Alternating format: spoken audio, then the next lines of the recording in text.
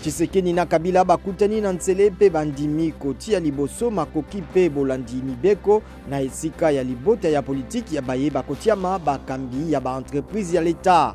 Bandimi pe kokanisa na boyokani bwa bango po etali mbongwana ya mobeko ya maponami mpe ya seni.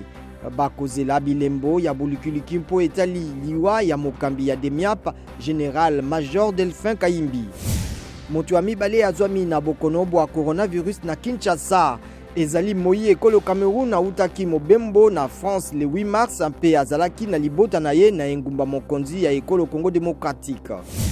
Mokambi to directeur général ya Raobank Thierry Taemans atindami na boloko ya makala sima na koyanola mokolo moko moleki na parquet po etali misala ya mikolo nkama ya yambo ya bokonzi ya président Félix Tshisekedi.